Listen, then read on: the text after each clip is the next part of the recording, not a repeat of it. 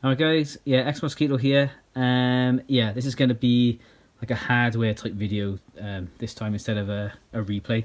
Yeah, because a couple of people have asked what my joystick setup is, and I thought it's easier just to bloody do a quick video of it. Right, that stick there, right, the stick I use that's a PS3 Virtual Stick high grade. What it is, I ripped out, because I haven't actually got a PS3. So what I did was, because I don't intend to use this for anything other than like retro consoles. So what I did was, I opened it up and ripped out the PCB and just wired it to DB15. Where if you imagine, that's the same, well not imagine, yeah, it's the same as a Neo Geo, DB15. It isn't actually wired to Neo Geo standard because I just did it to my own basically.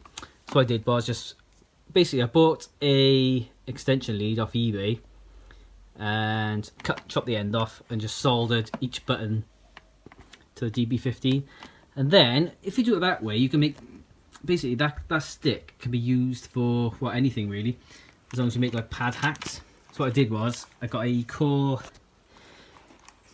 It's not the best, not the tidiest job, but I couldn't think of a better way to do it. Because I could put this PCB inside here, but then this stick is a dedicated PC Engine stick, which is not what I really want. I need, I use this for the Mega Drive as well. Yeah, so what I did was, yeah, pad hacked it to DB15 there.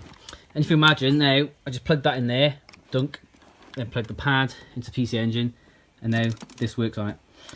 And on the Mega Drive as well, I've got a Mega Drive equivalent of this, where I ripped the PCB out, put it in like a small little plastic case, pop that in, and then you can use that on a Mega Drive.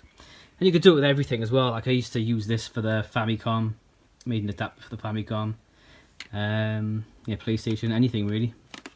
But yeah, what's interesting about this setup is the way it's wired up inside is you can have dedicated normal buttons and then auto fire separately, if you know what I mean. Right, if you imagine, I've wired this up, that's normal, that's just like pressing that button there, so 2, 1, and underneath I've got dedicated auto fire buttons. Can you imagine if you use this normally, if you want to go to like say playing R-Type or something, if you want to do a full beam, you have to hold that, release, and then if you want to auto fire, you'd have to push it up, have auto fire, then turn it back off again. Whereas the way this is wired up, I got dedicated auto fire and dedicated non-auto fire. Does that make sense? I'll show you now. Right, I've got R-Type set up here. Let me just find the TV remote. This will make sense. 2 seconds, we just plug it in. There you go, it's plugged in now. Right, so this, I'm explaining this too much really. You get the gist of it.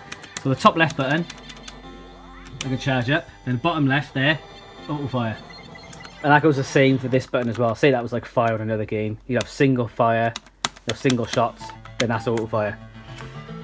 Right, let me just mute that a sec. And what I did was basically, the Jammer standard is 3 buttons, and the PC Engine, if you think about it, it has got a 3rd button here, select. So a lot of games use that as like the Jammer 3rd button.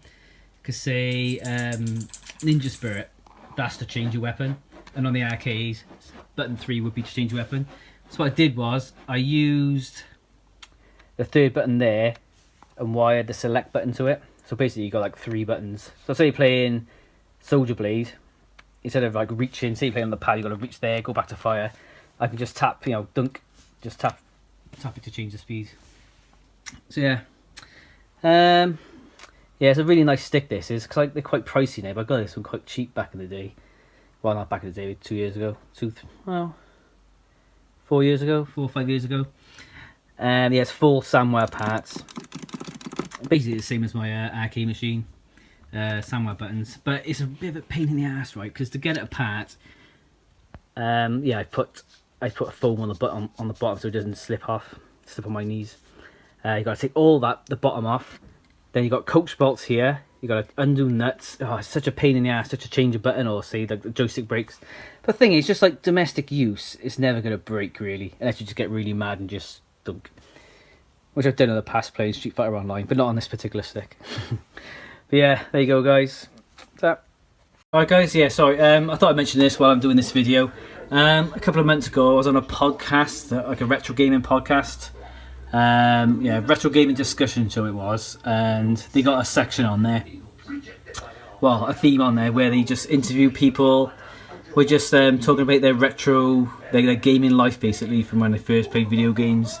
And yeah, I chatted to them for a couple of hours. It was really good actually, but for some reason I speak about 200 miles an hour. It's quite embarrassing, but yeah, if you give it a listen, there's some good anecdotes in there, I think. But I'll put a link in the description. Okay, thanks guys, bye.